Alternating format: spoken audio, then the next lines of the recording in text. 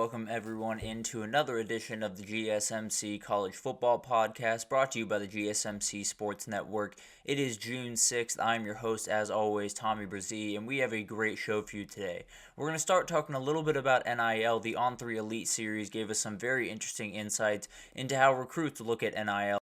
Necessarily the way that you would think. So we'll break that down in the first segment. Then we'll get into a little bit of talk around the Hall of Fame.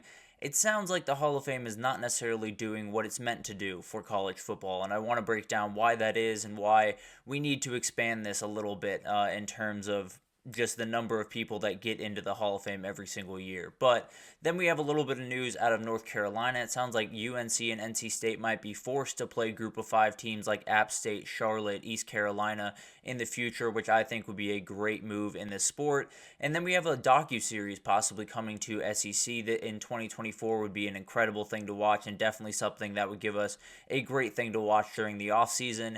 And then we have another Hot Take Thursday for you all, and we'll get to a little bit of talk around the Big 12 and how it is going to be an absolute battle out there, and I'm not sure that anyone comes out unscathed or anyone comes out with any less than 2 losses, frankly. So we'll break that down at the very end, but before we jump in, I do want to remind you all we get tons of questions and comments throughout the show, and the best way for you all to get your question on the screen, we can have a fun back and forth here, is to use the tip and donation link at the bottom of the screen, gsmcpodcast.net. It's a huge help not only to us here at the network, but to you all. You get to kind of have a fun, interactive experience here, and I think that's always fun for the both of us. So if you want to use that, again, it's gsmcpodcast.net. But let's jump right in, and let's talk about this new development around the On3 Elite Series that was down in Nashville last week, and there were a lot of developments that came out of there. There were tons of recruiting rumors, definitely some interesting different things that came out, but the most interesting came out a couple of days ago, and it was in relation to NIL, and they did a survey of most of the 41 blue chip recruits that were down in Nashville this past week. About 36 of them actually opted in, and they got some very, very interesting feedback about how they view NIL, what their NIL deals look like, and what they're most worried about in the NIL world. So let's start to break that down for you all, and I think one of the biggest things here is a lot of people, when you're watching college football today, and especially when you're looking at recruiting, it's all about NIL. This idea has been thrown around that, all these players care about is how much money they can make at a specific college, and that's just the end-all be-all for them. It doesn't sound like that's that much of the case. There were 36 players surveyed. It sounds like the median is somewhere around $400,000 for these players. Now, keep in mind, these are the elite of the elite in the country, so this gives you an idea that it's never really, $1 million, $2 million on the table unless a school is, handling their business probably the wrong way. But it looks like it's, anywhere between $200,000 to $600,000. One of the guys even said he made the biggest offer that he found was $33,000, which is obviously much lower than you would expect for a blue chip recruit. But sometimes this NIL stuff doesn't work as well as you would like at some of the universities. Sometimes kids just don't have that ability to demand that money. So it's going to be really, really fascinating to see if that number shifts, if it goes down, if it goes up. You would assume it would go up with all of the changes that are going in, NIL just becoming more and more a part of the game. But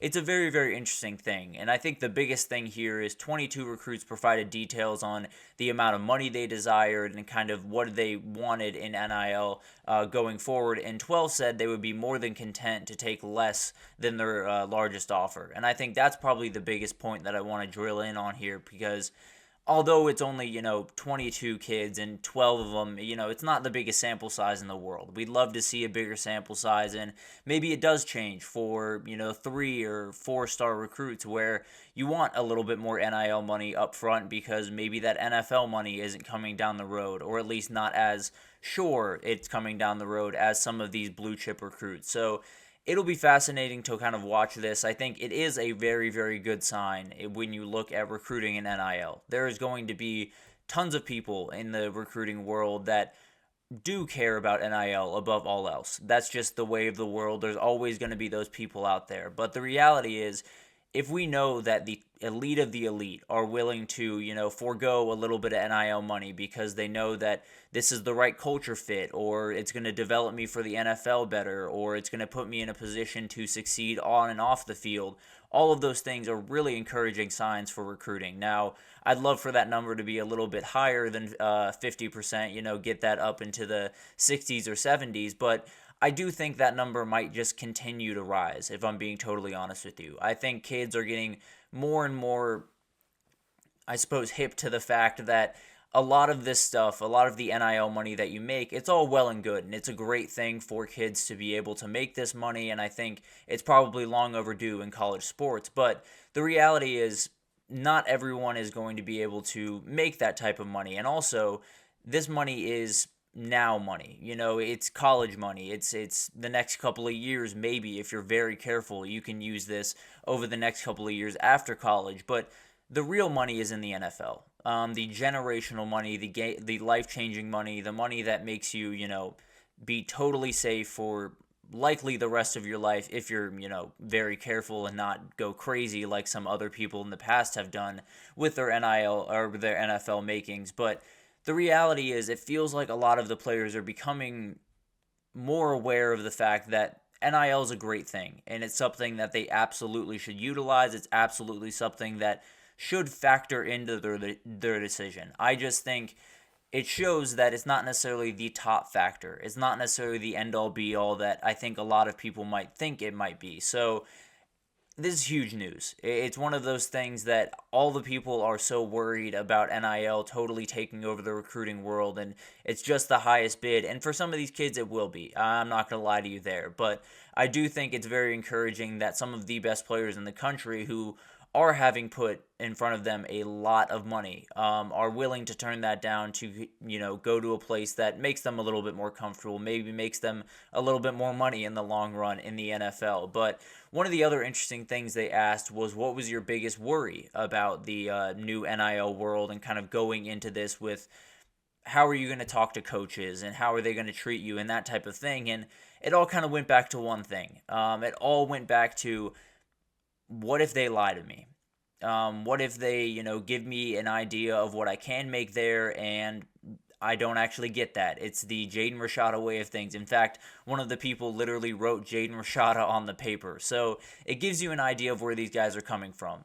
They are a little bit scared. I think when you get into this new world, obviously, NIL and all of these kids being able to profit off their name is a good thing. I think most of us at this point pretty much agree on that, because for a long time they weren't able to, and they were kind of getting taken advantage. If you were to ask me, they were kind of getting taken advantage of. But I do think there are a lot of things that, you give all these kids this power and this ability to make money, and it's a great thing.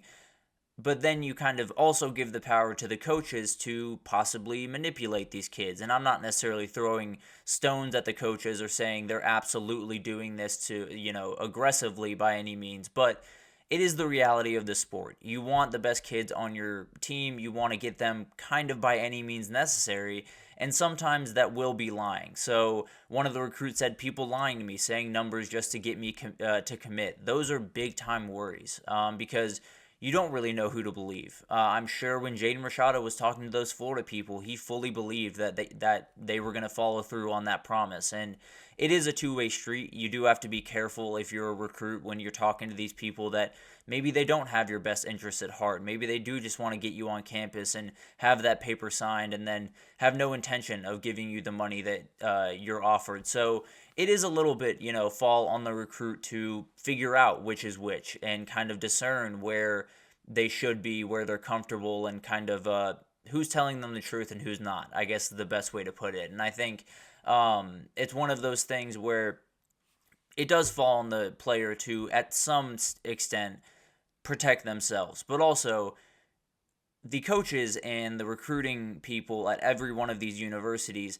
is far more powerful in these discussions. I think we all fully understand that. They have the ability to, wield this, we are Ohio State, we are Georgia, we are Texas, whatever the scenario is, they're the ones in the place of power, because the reality is the recruit wants to play at some of these big time schools. They want to play at Ohio State. They want to play at Georgia. They want to play at Texas. So they have the ability to kind of do this from time to time. If you have a kid that really wants to play on your team but is looking for a little bit of NIL money, there's going to be coaches that are going to say something to make them sign and then have no intention of following through on that. And I think it's a huge worry for the future of college football. It's a huge worry for these recruits coming up, but it does show that these recruits know what the landscape looks like, and they, at least at the very least, are approaching it with some caution that I think in the past people just haven't. So when you look at this overall, there's always going to be kids that lean towards NIL, and some of that is out of just necessity, needing that money as quickly as possible for their family, for their livelihood, whatever that looks like. Also, some kids are going to do it because they want money. They feel like they're worth $1 million, $2 million, whatever that looks like.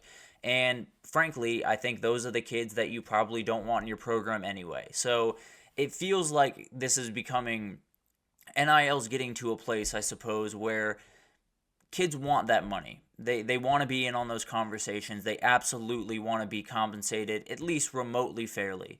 But also, it feels like they're starting to understand that while NIL money is fantastic and it's a great way to get through college and get through it very comfortably, as we've seen in some other circumstances around college football, but it's now money. It's temporary money. It's the money that will get you through college and maybe a couple years after, but not much after that. And that's only if you're very, very careful about the way that you spend your money. Now, NFL money is generational. It can last you a lifetime. You get health benefits. You get retirement. There's so many things that come into play once you jump into the NFL from college football that isn't necessarily just a dollar amount on your paycheck. It's the amount that you're going to get after you retire. It's the amount that you get in healthcare and all of those different things that really, really matter, especially when you play a sport like football. So I think it's one of those things that kids are getting smarter. These recruits are starting to understand what the new landscape is, and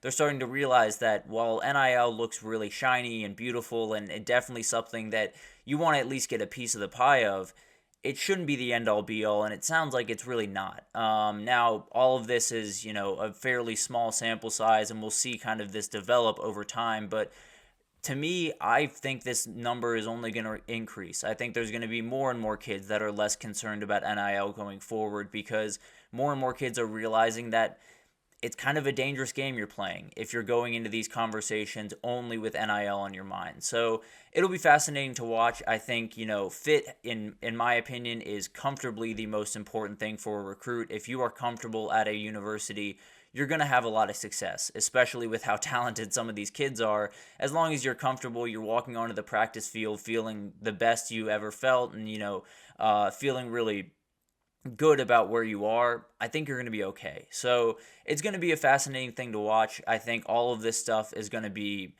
really, really weird over the next little bit, but it feels like the players are starting to wise up to NIL is great, but it shouldn't be the decision maker, I suppose. But we're going to take our first break here, and when we come back, we're going to talk a little bit about the Hall of Fame and how they have some problems on their hands about the way that they go about business, about the number of people they let in per year, and a myriad of other stuff that we'll get to right after this, so stick with us.